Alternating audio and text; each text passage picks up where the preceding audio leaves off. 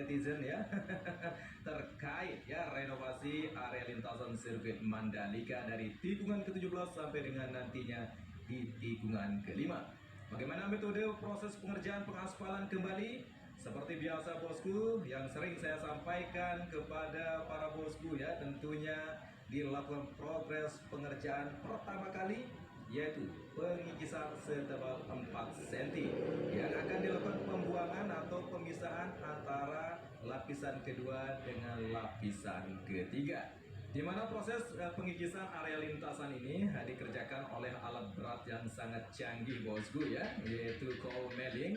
Yang pertama kali dilakukan proses pengerjaan pengikisan di bagian sisi kiri maupun sisi kanan dulu, baru nanti akan dilakukan progres pengerjaan menuju area tengah lintasannya.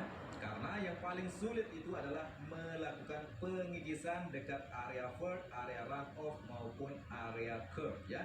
Jadi di sini proses pengerjaan setelah dilakukan pengikisan di bagian sisi kiri maupun sisi kanan, baru dilakukan proses perapian dengan melakukan cutting supaya nanti proses pengaspalan itu rapi ya bosku ya. Jadi seperti ini proses ketika dilakukan untuk pengikisan dengan alat cold milling. Material aspal yang sudah dilakukan pengikisan akan dituangkan ke dalam dump truck di sini ya. Setelah itu akan dibuang ke tempat yang telah disediakan. Memang progres pengerjaan ini tidak akan terlalu lama bosku ya. Kalau sistem membongkar itu gampang sekali bosku ya. Tapi kalau kita membangun itu sangat susah.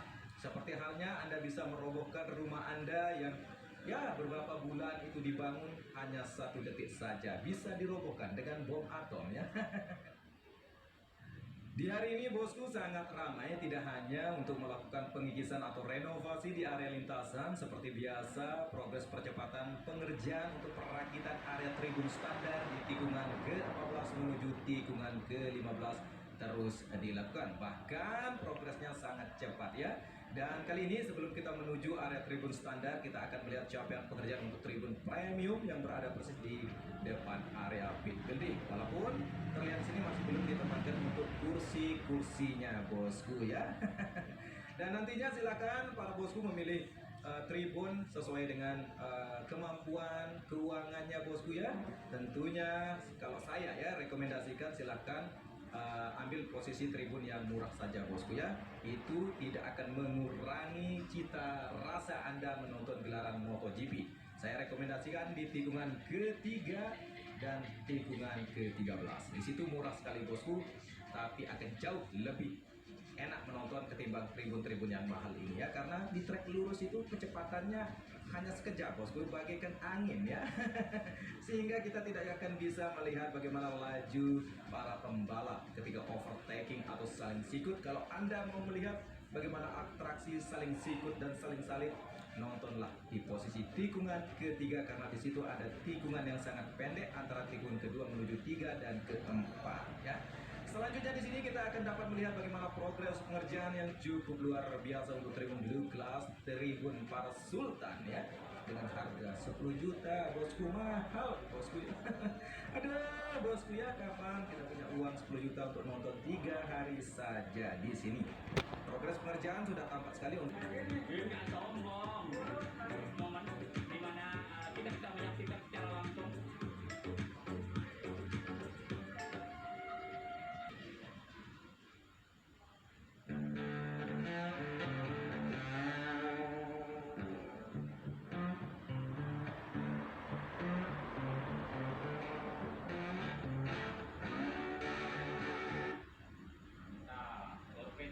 Sirkuit Mandalika.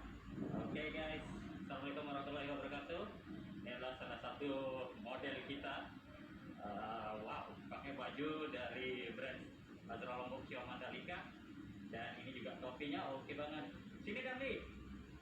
Oke, ini dia, kita lagi melihat juga kondisi pembangunan di depan dari area sirkuit Mandalika. Kita ini namanya Beli Jaya.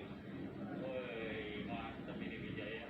Pakai dari topi dari Crazy Valley dan bajunya The Mandalika. Ini dia nih. Nih, gimana nih? Kita lagi liputan bagian dari sirkuitnya. Oke, dan saat ini saya pakai dari brandnya The Lombok Sio Mandalika.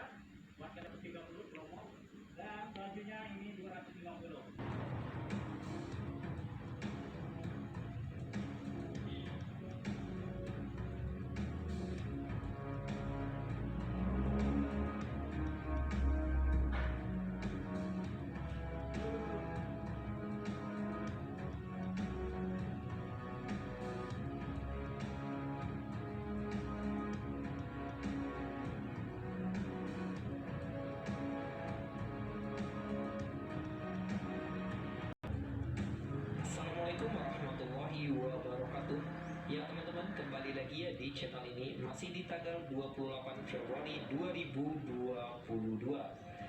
Pada video kali ini kita berada di kawasan pembangunan bagian timur sirkuit Mandalika, tepatnya di sebuah bundaran yang ada di kilometer 17 bypass Mandalika atau di daerah Songgung.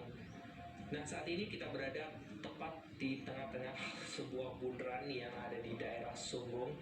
Terlihat sudah sangat menghijau ya untuk bundaran tersebut, dan penghijauan yaitu penanaman pepohonan juga sudah dilakukan. Terlihat juga di depan kita ini adalah jalan utama yang akan menuju ke sirkuit Mandalika, yaitu jalan provinsi yang masih saat ini dalam tahap pengerjaan. Jalan provinsi ini akan memiliki total panjang 5,6 km dengan 2 jalur disertai dengan trotoar yang memadai. Tepat di depan sirkuit Mandalika memiliki trotoar yang sangat lebar. Ya teman-teman, pada video kali ini kita bisa melihat sesuatu yang baru berada di dekat bundaran Songgung ini, yaitu terlihat di sini ada 3 ikon berupa karya seni atau patungan ya teman-teman.